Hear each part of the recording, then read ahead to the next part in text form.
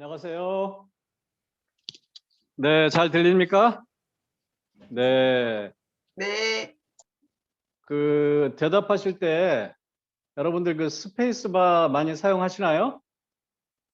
PC로 하시는 분들은 간단한 대답을 할 때는 스페이스바를 누르고 이야기를 하면 간단하게 대답할 수 있어요. 여러분 잘 들립니까? 네. 네. 그런 식으로 이렇게 스페이스바를 많이 활용해서 이렇게 간단하게 읽을 때도 많이 활용을 해 주시기 바랍니다. 자, 귀납법적 성경 공부에 대해서 오늘 같이 공부할 텐데, 오늘 첫 시간에 이 성경 공부에 대해서 중요성, 방법, 이런 것들을 이렇게 살펴봤죠.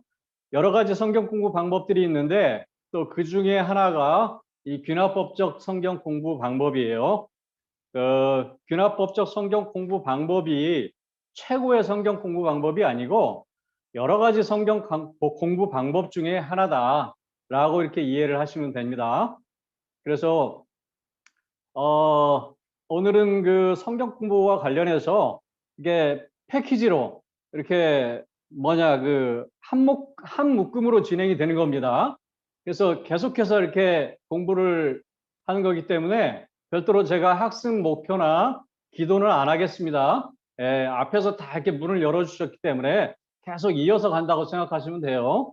네, 이해가 되십니까? 네. 네. 이 스페이스바를 잘 활용해 주세요. 이거 누가 대답 안 하시는지 다 보입니다. 자, 우리 귀납법적 성경 공부하면 어떤 생각이 듭니까? 정선원 형제님, 뭐 어떤 느낌이 들어요? 스페이스바를 활용하라고 하니까 화면을 꺼버리네요. 스페이스바를 2번 누르니까 화면이 꺼지네요. 그건 비밀인데 벌써 알아버렸네요. 한 번만 누르고 이렇게 누른 상태에서 대답을 하면 됩니다. 네. 인합법적 성경 공부는 먼저 어떤 느낌이 드냐고 간단하게 느낌만 얘기하세요. 예. 어려울 것 같습니다. 예, 맞습니다. 아까 성경 공부에 대해서 여러 가지 핑계거리들이 있었는데 일단은 참 제가 제목만 봐도 어려운 느낌이 들어요. 일단 귀납법이 도대체 뭔지 옛날에 중학교 때 좀 이렇게 귀납법, 연역법 들은 것 같은데 귀납법이 뭘까 좀 헷갈리기도 하고 이런 걸 왜 성경 공부에서 도입을 했는지 그리고 법 이런 거 싫어하는 사람 많아요. 또 이게 인문계 쪽 사람들은 이 법이라든가 이런 건 딱딱한 거 엄청 싫어하거든요. 그래서 이 법이 들어가잖아요. 또 거기다가 또 그리고 성경 공부까지 이게 공부는 학교 다닐 때 하는 건데 또 이게 나와서 또 공부해야 되냐 하는 생각에 참 어렵다는 느낌이 들어요. 그런데 좀 어렵긴 해요, 사실. 그러나 여러분 순장의 길이 쉬운 길은 아니에요. 근데 여러분 프로와 아마추어의 차이가 뭔지 아세요? 프로와 아마추어의 차이. 우리 서정일 형제님, 프로와 아마추어의 차이가 뭡니까? 내가 가지고 있는 거에 관한 잘하고 있다라는 것이 프로고요. 아마추어는 전반적으로 하는 것들을 대충 하는 것을 아마추어라고 합니다. 네, 이렇게 너무 대답을 잘하네요. 담당 간사님이 누구십니까? 너무 잘 대답을 해주셨어요. 맞습니다. 비슷한 말이긴 한데 하여튼 우리 프로들은 좀 반복에 지치지를 않아요. 반복을 잘 견딥니다. 좀 지루한 것도 잘 견뎌요. 아까 보니까 제가 2시간 이상 강의를 하는데 자리를 떠나지 않고 한 자리에서 이 강의를 듣고 있는 모습을 볼 때 여러분들은 프로라고 생각하는데 맞습니까? 네. 네. 여러분은 정말 이 프로 선수들이라고 생각합니다. 우리 순장의 삶이 바로 이게 프로의 삶이에요. 그래서 이런 말이 있어요. 프로는 구름 위에 태양을 보지만 이 아마추어는 구름 위에 비를 본다. 이런 말이 있어요.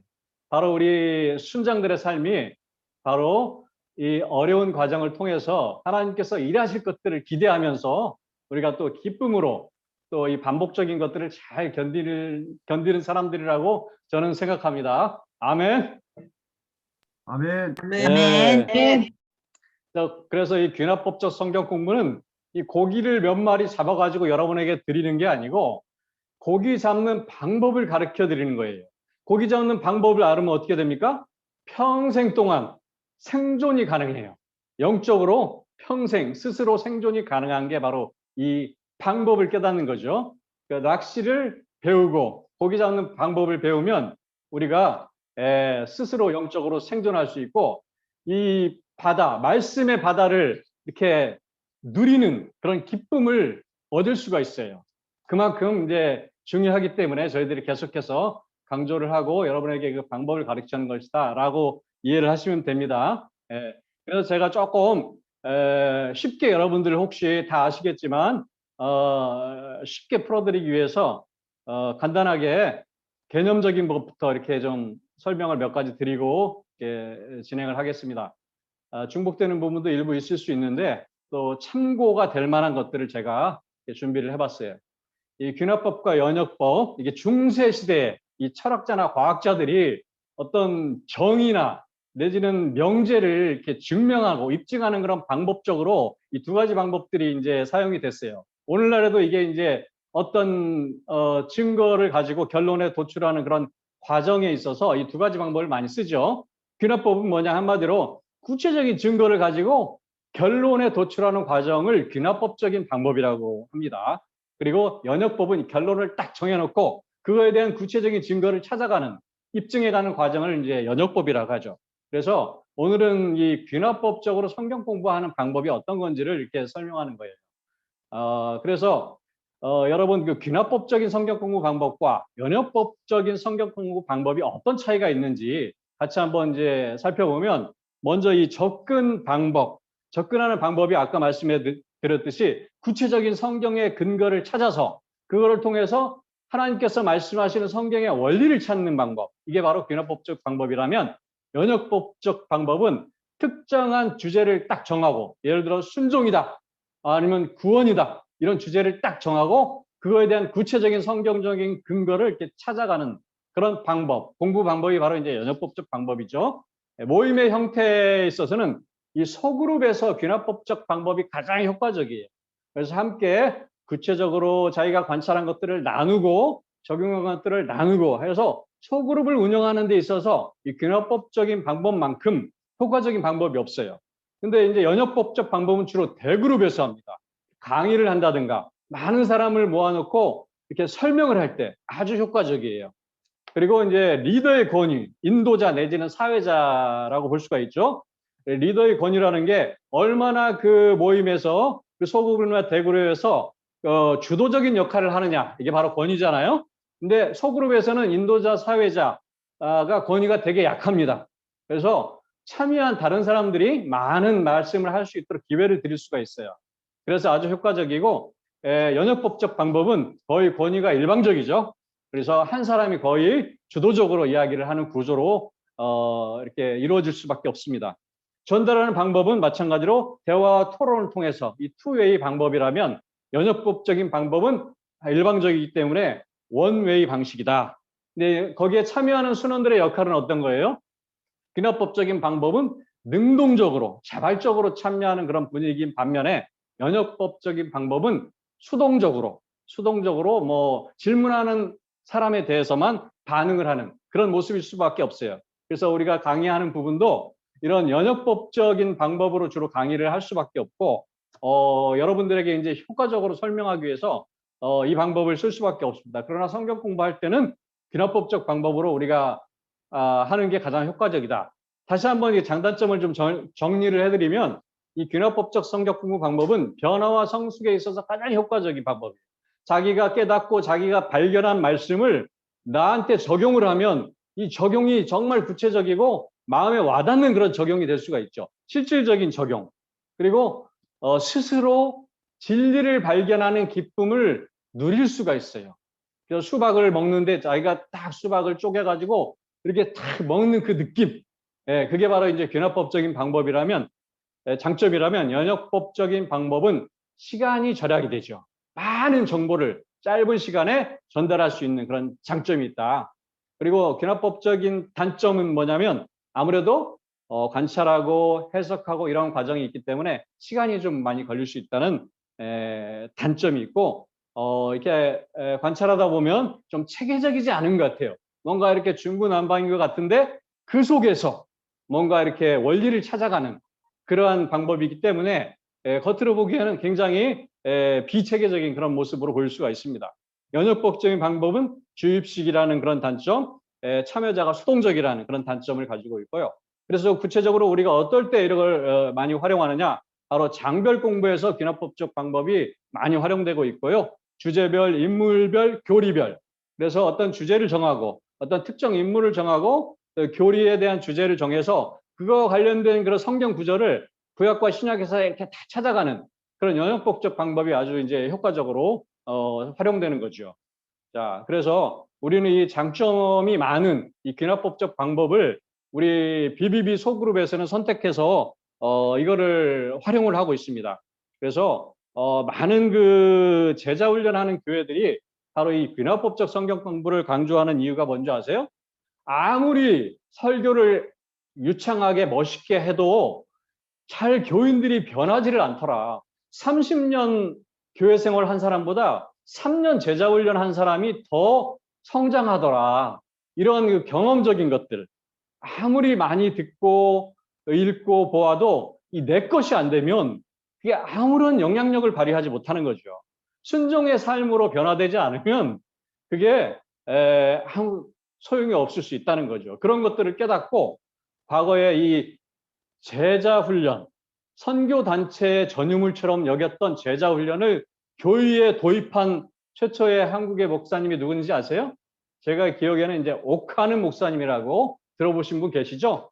그분이 뭐 특별하게 교회를 운영한 게 아니고 이미 선교 단체에서 하던 그런 방법들을 교회에 접목을 시켜서 성공한 그런 케이스죠. 목회적으로. 바로 이제 성경적인 방법이고 그동안 잃어버리고 있었던 그런 방법들을 찾아낸 거라고 볼 수가 있는 것입니다. 그래서 우리가 왜 이런 것들을 강조를 하는지 우리가 한번 잘 기억했으면 좋겠다 하는 뜻에서 다시 한번 말씀을 드린 겁니다. 우리가 성경 공부를 할 때 범하기 쉬운 실수들이 몇 가지 있어요. 제일 첫 번째가 보면은 성경의 내용을 객관적으로 이해하지 못하고 주관적으로 이해한다는 것이죠. 그래서 그냥 느낌대로, 이 말씀이 왠지 마음에 느낌이 좋아. 그러면 그 말씀을 붙잡는다는 것이죠. 그리고 구체적으로 어떤 상황에서 하나님이 누구에게 어떻게 말씀하셨는지 그 배경이라든가 상황을 다 이해를 하고 전후 문맥을 다 이해를 하고 그 말씀 속에 들어가서 내가 그 중에 한 인물이 되어가지고 또 이렇게 묵상도 해보고 그런 과정을 통해서 이게 적용점이 나와야 되는데 그렇지 아니하고 그냥 말씀 한 구절 읽고 그냥 대입을 시켜버리는 거죠. 예를 들어서 누가복음 10장에 보면은 강도 만난 이웃이 나오잖아요. 강도 만난 이웃. 거기에 보면 어떤 말씀이 나와요? 예루살렘에서 여리고로 내려가다가 어떤 사람이 자기가 이사 문제로 참 고민을 하고 있었는데 어디로 이사를 갈까 고민하다가 말씀을 딱 보고 공부하다가 예루살렘에서 여리고로 내려가다가 강도를 만났단 말이에요. 이게 내려가면 안 되는구나. 아래쪽으로 내려가면 안 되는구나 하면서 이제 적용을 하는 거죠. 그러면서 주관적으로 말씀을 막 적용하고 뭐 우스갯소리일 수도 있는데 어떤 부부가 대판 싸웠어요. 그래서 정말 죽이고 싶을 때가 있잖아요. 가끔 그 왼수 같이 느껴질 때가 있잖아요. 저도 가끔 제 아내하고 이렇게 모든 것들이 잘 맞고 공통점이 많아서 결혼을 했는데 결혼해서 보니까 어떻습니까? 살면 살수록 차이점과 이 다른 점이 너무 많은 거예요. 그래서 어떻게 합니까? 우리가 정말 솔직하게 얘기하면 정말 이렇게 이혼하려고 하는 마음은 저는 솔직히 한 번도 없었어요. 그러나 죽이고 싶은 마음은 몇 번 있었어요. 제가 여러분 앞에 정말 솔직하게 고백을 하는데 그런 마음이 좀 있었어요. 그래서 제가 의지적으로 또 말씀을 보면서 적용을 했잖아요. 그러면서 아내를 정말 소망과 기대를 가지고 아내 이름을 전화번호에다가 천사라고 지었잖아요. 천사. 왜? 내 마음의 소망과 기대를 듬뿍 담아서 그렇게 불러주면 나에게 그런 사람이 된다고 이렇게 말씀하셨어요. 이렇게 꽃이라고 불러주면 그 사람이 꽃이 된다잖아요. 그래가지고 제가 이 천사로 이름을 지은 거 아닙니까? 최근에는 예쁜 천사라고 지었어요. 예, 잘 안 변해가지고 더 이렇게 마음을 담아서 그런데 말입니다. 제가 또 최근에 이렇게 말씀을 보면 볼수록 어떤 생각이 듭니까? 예, 처음에는 내가 그 사람이 변하기를 기대하면서 그런 이름을 지어줬지만 지금은 정말 천사라는 생각이 들어요. 왜냐하면 나같이 부족하고 정말 너무도 못한 게 많은 자를 지금까지 참아주고 또 인내하면서 살아준 것 자체가 천사더라고요. 예. 여러분 배우자를 한번 생각해 보세요. 그분이 정말 천사라는 사실을 여러분이 정말 하나님 말씀 앞에 가까이 나아가면 나아갈수록 그거를 확인하게 될 거라고 믿습니다. 아직도 그 천사가 아니고 왼수로 보인다면 더 말씀 앞에 더 가까이 나아갈 때라고 저는 생각합니다. 그래서 하여튼 중요한 거는 하여튼 우리가 이 성경을 바로 보고 성경을 통해서 하나님이 말씀하시는 바를 나 자신이 이제 주관적으로 적용을 해야 되는데 처음에 성경 본문 자체를 주관적으로 이해해 버리면 3000% 갈 수 있다는 사실 뭐 이런 것들을 좀 말씀해 드리려고 하는 거고요. 성경의 핵심 메시지를 잘 파악해야 돼요. 그래서 아까도 얘기했듯이 전후 문맥을 통해서 성경이 하나님이 말씀하시는 중심 메시지가 뭔지 이런 것들을 잘 알고 있으면 이단의 유혹에 넘어가지 않을 수가 있어요. 우리가 왜 이단에 많이 넘어갑니까? 이 말씀을 가지고 이단들이 접근을 해요.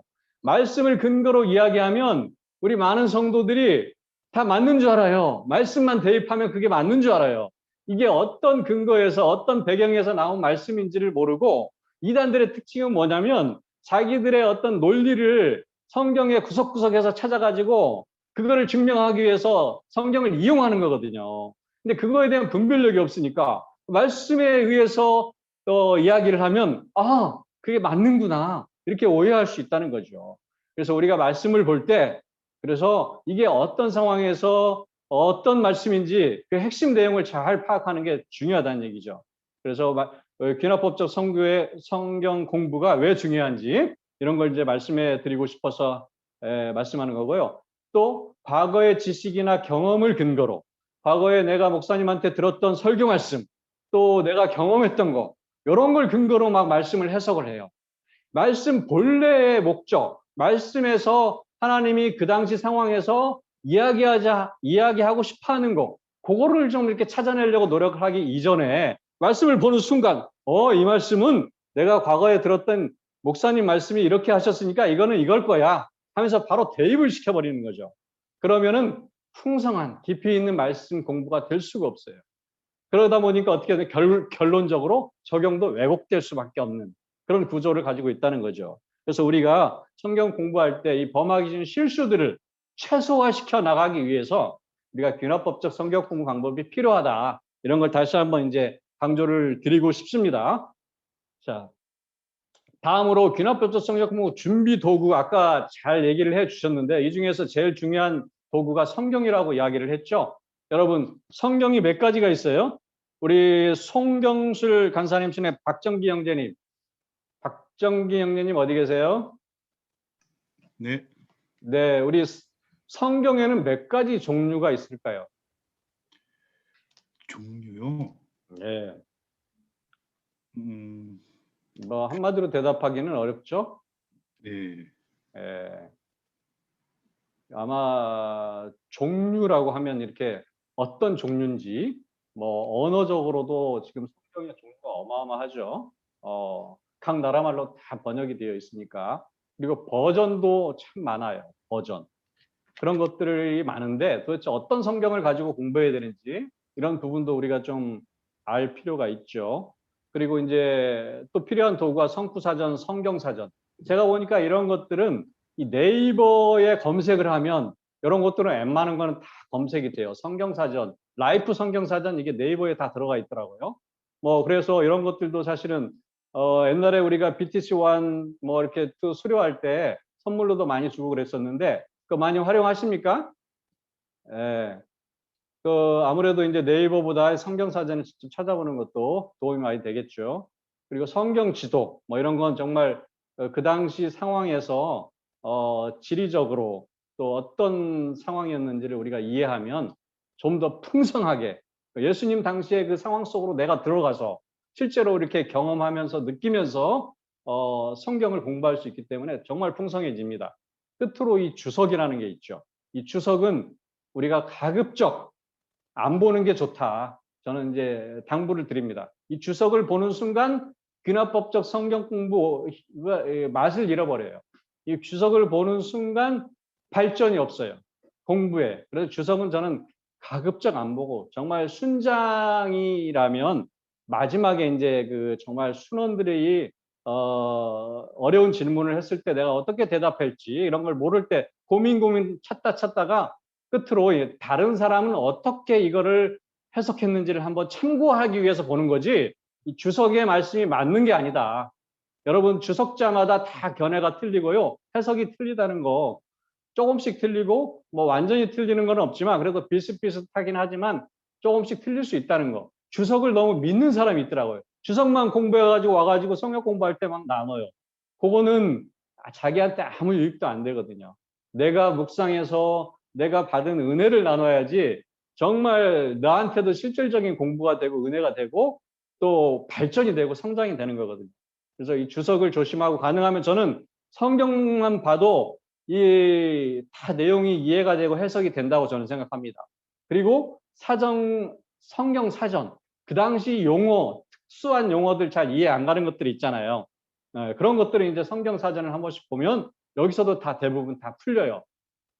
왜 성경을 보면 다 이해가 되는지 그 이유를 말씀을 드리면 성경에 보면 종류가 이렇게 많은 종류들이 있어요. 각 나라별로 막 다 번역이 되었기 때문에 물론 다 틀릴 수가 있지만 크게 영어 성경하고 한글 성경만 보면 대표적인 성경들이에요. 영어 성경 중에 NASB, KJV, 킹 제임스 버전, NIV, 뭐 메시지 성경, 뭐 이런 것들이 이제 영어 성경에 있죠. 우리나라 한글 성경 대부분 다 들어봤던 성경들이에요. 이거를 이제 분류를 제가 좀 해봤는데 잘 정리된 게 있어서 다른데 참고해서 분류를 해봤는데 맨 왼쪽에 있는 것은 문자적 번역이라 그래가지고 원문에 가까운 번역이에요. 여러분 성경 원문이 어떻게 쓰여진지 아시죠? 성경 원문이 어떻게 쓰여져 있습니까? 우리 백재현 자매님. 성경 원문이 어느 나라 언어로 혹시 쓰여진지 아세요? 성경 원문? 헬라어하고 히브리어로 많이 쓰인. 맞습니다. 원래 오리지널 저자가 하나님으로부터 계시를 받고 영감을 받아서 그 당시에 저자들에게 쓴 오리지널 성경 얘기하는 거예요. 구약은 히브리어로 돼 있고 신약은 헬라어로 돼 있어요. 왜? 그 당시 사용했던 언어가 그렇기 때문에. 근데 이제 우리 신약에는 헬라어가 돼 있지만 부분적으로는 또 예수님의 말씀 중에는 또 아람어라고 있어요. 아람어. 그 당시에는 아람어도 사용되었고 헬라어도 사용되었어요. 예수님 당시. 왜 그랬을까요? 바로 이 헬라라는 나라가 이 알렉산더가 그 지역을 다 제국으로 만들었잖아요. 알렉산더가 통치를 하던 그런 시대. 그리고 나서 바로 로마가 이제 집권을 한 시기이기 때문에 이 헬라의 언어들이 많이 퍼져 있었죠. 그리고 그 당시 알렉산더가 죽고 나서 후계자가 누가 생겨요? 4명의 장군이 각 나라를 4개로 분할해가지고 통치하잖아요. 그래서 이 이스라엘은 셀루쿠스 왕조, 뭐 프톨레미 왕조 많이 들어보셨죠? 역사 공부한 사람들은 다 아는데 이 프톨레미 왕조가 바로 이스라엘 지역을 지배하면서 이런 성경을 또 번역을 시키잖아요.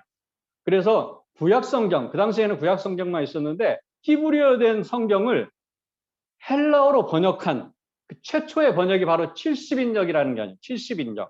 그때 이제 구약 성경이 헬라어로 번역이 됐어요. 그게 이제 70인역이 거기서 나온 거죠. 그런 것처럼 이렇게 그동안 이후에 많은 번역들이 있었어요. 수많은 번역들이. 근데 우리나라 번역서들 중에 보면 가장 원문에 가까운 게 바로 개역 개정이고 개역 한글이다. 그래서 성경을 공부할 때 저는 추천하고 싶은 게 개역 개정이나 개역 한글을 통해서 성경 공부를 하는 게 좋다. 왜? 가장 원문에 가까워요. 문자적으로. 그리고 오른쪽으로 갈수록 의역이 되는 거예요. 자유번역, 표준세번역, 공동번역, 그리고 쉬운 성경, 현대인의 성경 이런 것들은 정말 풀어가지고 초등학생들도 이해할 수 있도록 이렇게 풀어서 설명한 게 바로 이제 자유번역이고 의역된 부분이다. 오른쪽으로 갈수록. 그래서 가능하면 개역개정, 개역 한글을 사용하되 읽다가 이해가 안 되는 부분이 있으면 이런 성경을 통해서 다른 성경을 통해서 그 부분을 이렇게 읽어보면 다 이해가 웬만한 건 됩니다. 그래서 그거를 이제 참고해서 보시고 또 어떤 용어나 특정한 그런 단어 이런 것들은 그 당시 히브리어나 헬라어로 어떤 뜻이었는지 이런 것들을 이제 성구사전, 성경사전을 보면 찾아보면 더 풍성해지는 거죠. 예. 그런 것들처럼 이렇게 성경을 우리가 한 가지만 보지 마시고 또 영어를 잘하시는 분들은 다른 영어 성경을 통해서 어떻게 또 이거를 이야기를 하고 있는지 이렇게 비교도 해가면서 다른 각도로도 그 말씀을 바라보는 게 참 중요하다. 그런 뜻에서 이제 말씀을 드린 겁니다. 자, 그 다음에 참고로 이거는 참고로 저희들이 이제 제 개인적으로도 보면 이 성경사전, 좋은 성경사전들이 참 시중에 많더라고요. 이런 아가페, 비전 성경, 아이브 이런 거 다 하나씩 다 있죠. 여러분 예비 순장할 정도면 이런 거 하나씩은 다 있는 거예요. 맞죠? 예? 송태원 형제님, 예? 이 중에서 네. 몇 개 있어요? 몇 개? 저희 인터넷을 활용하느라 아직 종이 성경 과정 없는데 구비하겠습니다. 하나 제일 좋은 걸로. 예, 예, 고맙습니다. 이렇게 필요하면 이런 건 순장이면은 적어도 하나 정도는 있어야죠. 성경 지도도 마찬가지고 성경 공부를 정말 제대로 하려면 이 중에 하나는 있어야 됩니다. 예, BBB 하여튼 순장이라면 참고하시기 바라고요. 다음에 주석에 대해서 이제 좀 잠깐 말씀을 드리면 제가 찾아봤는데 이 톰슨 주석, IVP 성경 주석 이런 것들은 이제 단권으로 돼 있어요. 주로 배경이나 개론 위주로 설명이 돼 있고 또 뉴 호크마 주석 뭐 이런 것들은 이 상당히 이제 중간 정도 어떤 단어나 용어에 대한 구체적인 그런 설명보다는 이제 중간 정도의 그런 내용들이 되어 있고요. 또 오른쪽으로 갈수록 그랜드 종합 주석이나 WBC 주석 이런 것들 많이 보는데 이런 거 이제 헬라어나 뭐 히브리어로 어떻게 표현이 되어 있는지까지 이 단어적인 부분까지도 좀 상세하게 볼 수 있는 부분들이 있더라고요. 그래서 BBB 순장이라면 적어도 이 뉴 호크마 주석, 그랜드 종합 주석 정도 있으면 두고두고 평생 정말 갑오로도 볼 수도 있고 할 것 같아요. 여기 오른쪽에 있는 숫자는 뭔지 아시죠? 장성규 형제님 오른쪽에 있는 숫자가 뭐예요? 권수 같습니다. 아, 예. 눈치가 빠른 분들은 권수, 뉴요크마 주석은 3권, 그랜드 종합주 20권으로 되어 있고요. WBC 60권짜리예요. 이 정도 하나 잘 서재 거실에 해놓으면 뭐 누가 찾아오더라도 뭐 BBB 순장이라는 걸 확실히 알겠죠. 예.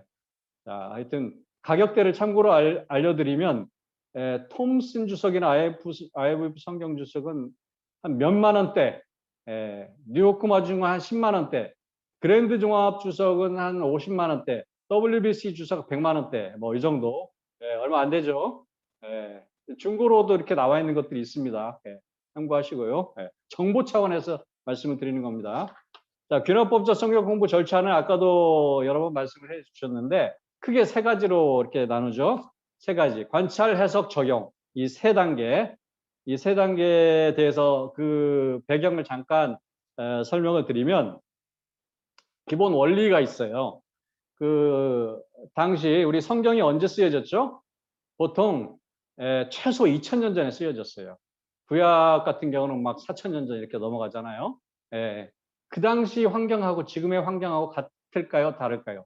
엄청나게 다르죠. 그게 바로 이제 갭 차이가 나는 거예요. 환경적으로, 시대적으로 갭 차이가 엄청난 거죠. 문화도 엄청난 차이가 나죠. 그 당시에 식습관, 생활습관 이런 것들이 엄청나게 차이가 나는 거죠. 거기다가 언어도 달라요. 언어. 우리 미국 사람들하고 같이 뭐 영어를 해도 잘 통하지 않는 부분이 있잖아요. 영어를 잘해도 이 뉘앙스라든가 그들의 문화를 모르면 이 언어만 가지고는 또 이해를 못해요. 그런 것처럼 같이 사는 미국 사람과도 잘 소통이 안 될 때가 있는데 지금 2000년 전, 몇천 년 전 그 갭 차이가 나는데 이거를 어떻게 성경의 내용을 그냥 한번 읽고 그거를 다 내가 이해할 수가 있겠어요? 물론 100%다 이해하는 건 아무도 어렵죠. 그러나 좀 더 우리가 성경을 제대로 이해하려면 이런 차이들을 이해를 해야 돼요. 그래서 당시에 저자가 있어요. 원저자, 오리지널 저자는 하나님이시지만 사람 저자, 40여 명의 성경의 저자들을 통해서 하나님께서 그 당시 독자들에게 말씀하신 게 바로 성경 말씀이잖아요. 그 말씀이 오늘날에 나에게 어떤 말씀으로 다가오는지 요거를 이제 우리가 찾아내는 거기 때문에 이 갭 차이가 있다는 거죠. 그 갭 차이를 인정을 해야 돼요. 그러려면 그 말씀을 그냥 읽고 느낀 대로 그거를 그냥 해석하고 적용하면 될까요? 안 될까요? 리스크가 많아요. 리스크. 그 리스크를 줄여가는 게 바로 이게 균합법적 성경 공부다라고 이제 다시 한번 말씀을 드리고 싶고요. 기본 원리를 한번 도형으로 설명하면 이 동그라미가 왼쪽에 있는 동그라미가 그 당시 환경이에요. 그 당시 환경에서 저자를 통해서 하나님께서 이제 그 당시 독자에게 말씀하고 있는 그런 내용들이 있겠죠. 그 속에서 하나님께서 말씀하는 이 보편적인 원리, 이 시대가 바뀌어도 적용되는 하나님의 일반적이고 보편적인 성경적인 원리가 있어요. 그 원리를 찾아내야 돼요. 그 원리를 찾아내서 지금 현재 나의 환경에 이 원리를 대입을 시키는 거예요. 이게 바로 이제 균합법적 성경 공부의 기본 방향이고 원리다. 요거를 우리가 이제 잘 이해해야 됩니다. 그렇기 때문에 성경에서는 상황적 진리가 있고 또 이게 변하지 않는 그런 진리가 있어요. 영원한 진리가 있어요. 그래서 그런 것들을 잘 분별을 해야 돼요. 예를 들어서 뭐 예수님께서 뭐 제자들에게 전도를 할 때 어떻게 합니까? 2명씩 짝을 지어 보냈지 않았습니까? 그걸 보면서 전도는 2명씩 꼭 짝을 지어서 하는 거구나. 그렇게 그 원리를 찾아내면 될까요? 안 될까요? 그 속에서 원리가 뭐냐면 효과적으로 전도하는 거죠. 예수님께서는 이렇게 한 사람이 전도하는 것보다 두 사람이 함께 전도할 때 더 효과적인 그런 방법을 말씀하고 계시는구나 라는 그런 원리들을 이렇게 좀 찾아내서 생활 속에서 또 현재 내가 전도할 때 혼자 할 때도 있지만 또 함께 또 노방전도할 때 더 이렇게 의지가 되고 힘이 되고 뭐 그런 경험들을 우리가 많이 하지 않습니까? 그런 것처럼 어떤 뭐 그 문화적인 상황에서 말씀하시는 그 내용을 적용하는 게 아니고 그 상황에서 하나님이 말씀하고자 하는 게 무엇인지 그런 차원에서 이렇게 자꾸 그 원리를 찾아내려고 노력을 해야 됩니다. 그래야지 그런 것들이 이제 보인다는 거죠. 예. 자, 아까도 이제 말씀을 했지만 좀 더 쉽게 설명을 드리기 위해서 관찰은 무엇을 말하느냐? 관찰은 수사관의 입장에서 하는 거예요. 수사를 할 때 어떻게 해요, 우리가? 세부적으로 이 돋보기나 이런 걸 가지고 살피잖아요. 머리카락도 찾고 증거물도 찾고 이렇게 살피는 거예요. 본문에 나와 있는 내용을. 그래서 본문에서 발견할 수 있는 것을 관찰이라고 이야기를 해요. 그리고 해석은 뭐냐? 본문에 나오긴 나오는데 그 뜻을 잘 모르겠어요. 이게 말씀은 하는데 이게 도대체 무슨 의미인지. 예를 들어서 딱 수사관이 어떤 유리 조각을 발견했어요. 그런데 이게 보니까 도자기인지 물병인지 뭐 도자기 같기도 하고 물병 같기도 하고 또 어떤 도자기를 발견했는데 이게 어디서 쓰는 물건인지 관찰을 통해서 발견을 했는데 도대체 이게 밥 먹는 그릇인지 아니면 우리나라 같은 경우 볼일 볼 때도 이 도자기 쓰잖아요. 옛날에 그런 볼일 볼 때 쓰는 용변 볼 때 쓰는 도자기인지 뭐 이런 의미를 모르잖아요. 그 당시 배경과 상황을 알아야지 문화적인 습관을 알아야지 이해가 되는 거죠. 그러려면 해석이 필요한 거죠. 그래서 이 통역관의 입장에서 또 그거를 해석하는 그런 부분이 필요해요. 해석할 때 다른 성경을 참고하고 또 성구사전이나 성경사전 이런 것들을 또 참고해서 이제 해석을 하는 거죠. 그래서 본문에서 발견할 수 없는 것은 해석이에요. 이게 관찰을 했는데 궁금한 것들 많잖아요. 이해가 안 가는 것들. 그런 것들을 계속 질문을 해 가면서 나름대로 관찰을 하잖아요. 수사관이 그 관찰을 할 때 아무 생각 없이 합니까? 이게 누가 이렇게 범인일지 뭐 이런 걸 계속 생각하잖아요. 고민하면서. 그런데 그런 것들이 발견이 되는 부분이 있지만 발견이 안 되는 부분, 이해가 안 되는 부분이 있죠. 그런 부분들은 이제 해석을 필요로 한다는 얘기입니다. 이제 그런 걸 가지고 어떤 일반적인 원리를 찾고 또 내가 구체적으로 현재 주인공이 되어서 이 말씀을 어떻게 적용해야 될지 이게 이제 순서가 이렇게 되어 있고 방법이 간단하게 이런 방법으로 진행이 된다. 이렇게 다시 한번 제가 말씀을 드린 겁니다. 그래서 관찰은 눈으로 하는 거고 해석은 머리로 그리고 적용은 손과 발로 하는 것이고 관찰과 해석은 중요한 거는 그 당시 상황 속에 우리가 들어가서 하는 거기 때문에 객관적이어야 돼요. 객관적이라는 말이 무슨 말입니까? 이 사람이 관찰 해석한 거 다르고 저 사람이 관찰한 것이 너무 달라. 그러면 객관적인 게 아니에요. 이거는 주관적인 거죠. 그래서 관찰과 해석을 통해서 서로 다른 사람이 봤을 때도 동의가 돼야 돼요. 동의. 공감이 돼야 돼. 나는 이렇게 관찰을 했다. 나는 이렇게 해석을 했는데 다른 사람이 볼 때도 이게 어느 정도 동의와 공감이 돼야지 이게 관찰 해석이 되는 거예요. 전혀 뭐 각자 다른 목소리를 하면 이거는 주관적인 거기 때문에 제대로 관찰 해석이 안 된 거죠. 예. 그리고 적용은 이 말씀을 가지고 오늘날 나에게 적용하는 것이다. 주관적일 수밖에 없죠, 적용은. 그래서 여기서 이제 아까하고 차이는 뭡니까? 이 보편적인 교훈, 이 성경적인 원리를 찾아내는데 관찰과 해석을 근거로 찾아야 돼요. 관찰과 해석을 근거로. 그래서 처음부터 그냥 상상해가지고 찾는 게 아니고 적어도 관찰과 해석을 통해서 이 성경적 원리를 찾을 때 그래도 가장 보편적이고 안전하게 원리를 찾을 수가 있어요. 그렇지 않고 이 관찰과 해석을 생략하고 뭔가 원리를 찾아내면은 잘못된 그런 원리를 찾을 수도 있고 또 적용도 잘못된 방향으로 적용할 수 있다는 거죠. 이제 그런 것들을 참고해 주시고요. 마지막으로 시간이 되어서 이 큐티에 대해서만 잠깐 설명하겠습니다. 여러분 큐티를 할 때 어떻게 하세요? 큐티 하는 방법들이 여러분 4개 중에 한 가지는 여러분들이 하는 방법일 텐데 혹시 어떻게 큐티하고 있는지 한번 궁금한데 우리 강규림 자매님 노원 모임에 자기는 어떤 형인지 A형인지 B형인지 C형인지 D형인지 한번 A형은 이제 묵상만 주로 하는 형이고요. B형은 이제 묵상하고 적용을 주로 하고 C형은 관찰, 묵상, 적용. D형은 4가지를 이렇게 같이 다 하는 게 D형이라고 보통 정리를 한다면 주로 어떤 형인지 한번 말씀해 줄 수 있을까요? 그냥 이게 뭐 잘못된 건 아니에요. 다 맞는 겁니다. 네. 저는 여기 없는데요. 그럼 말씀해 주세요. 저는 관찰 해석은 잘하는데 묵상이랑 적용이 조금 부족한 것 같습니다. 하긴 하는데 부족하다는 거죠. D형에 가깝다고 봐도 될까요? 네. 네. 그래도 D형으로 이렇게 하시려고 애를 쓴다 이 말씀이네요. 그 다음에 우리 방철규 형제님 큐티 잘하실 것 같은데 예, 어떤 형으로 주로 하세요? 주로 많이 하는 건 C형을 많이 하고요. 가끔 D형도 할 때가 있어요. 예. D형도 네. 가끔 할 때가 있다. 예, 좋은 것 같습니다. 저도 이게 원하는 바가 이제 그런 거거든요. 가능하면 이제 C형으로 우리 BBB에서도 훈련을 해서 이 C형으로 하도록 자꾸 이게 권장을 하거든요. 그래서 여러분들이 이제 큐티 하는 거 보면 어떤 형으로 하는지 이제 대략 알 수가 있는데 저는 이제 큐티 하는 거에 대해서 이렇게 크게 뭐 자세하게 이렇게 지적을 잘 안 하는 이유가 이 혹시 자신감이 떨어질까 봐. 이 모든 큐티는 뭐 어떻게 보면은 정답이 없을 수도 있는데요. 이 큐티 우리나라에서 사실 이 큐티의 장점이 엄청나요.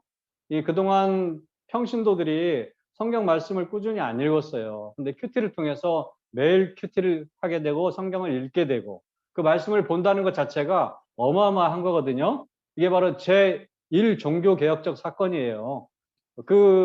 정말 종교개혁가들이 500년 전에 목숨을 걸고 이 평신도에게 성경을 읽게 하기 위해서, 예? 성경으로 돌아가기 위해서 성경을 보게 하려고 목숨 걸고 찾아온 게 성경이에요.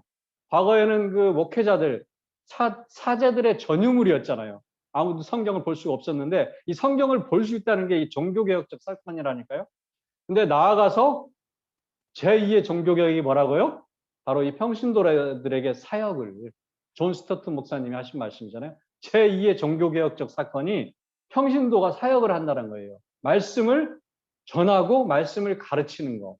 이게 제2의 종교개혁적 사건이에요. 여러분들이 지금 신장의 삶을 사는 게 어마어마한 일을 한다는 거, 중세시대에 500년 전에 꿈도 꾸지 못한 일들을 지금 하고 있다는 사실을 아세요? 네. 아시는 분도 있고 표정을 보니까 모르시는 분도 계시고 어마어마한 사역을 하는 겁니다. 그걸 꼭 아셨으면 좋겠고요. 이 말씀을 매일매일 가까이 한다는 것 자체가 귀한 거고, 할 수 있다면 여러분 묵상만 하는 단계에 머무르고 있다면 조금씩 구체적으로 적용점도 찾아보고, 또 중요한 건 저는 이제 관찰을 자꾸 해보면 해볼수록 느는 것 같아요.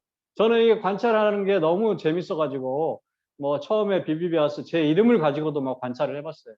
저는 제 이름이 너무 싫었거든요. 성이구잖아요. 어떻게 이름이 이럴 수가 있어요? 사람 이름이 2918이잖아요. 2918. 그래서 초등학교 때 별명이 2918이에요. 예? 그래서 앞에 29를 잘 안 불러요, 애들이 초등학교 때. 뒤에 것만 불러요. 그러니까 얼마나 제가 상처를 많이 받았겠어요. 그런데도 불구하고 여기까지 진짜 꿋꿋하게 살아왔잖아요. 예. 근데 이 이름이 정말 싫었는데, 제 이름이. 근데 나중에 이게 제 이름을 가지고 이렇게 막 큐티하고 묵상하다 보니까 제 이름만큼 좋은 게 없어요. 예. 이룰성에다가 두이자, 거북이 구자. 원래 제 이름은 우리 본 학렬을 따라가지 않고 저만 특이해요. 그 당시 제가 태어날 그 역사적인 배경을 말씀드리면 사촌 형님들이 태어나셔서 많이 돌아가셨어요. 그래서 저는 좀 제발 오래 살으라고 이 거북이 구자를 썼어요. 거북이가 보통 200~300년 살거든요. 이제 곱하기 2. 그러니까 500~600년 살아라. 이게 오래 살아라. 여기에 영생이라는 개념이 있어요. 영생. 예? 우리가 영생을 전하는 삶을 살아야 된다. 구원을 전하는 삶을 살아야 되는 거 아니에요. 그리고 2는 뭐예요? 예? 혼자는 외롭잖아요. 함께. 이게 동역의 원리. 혼자는 오래 못해요. 함께 해야 돼요, 우리는.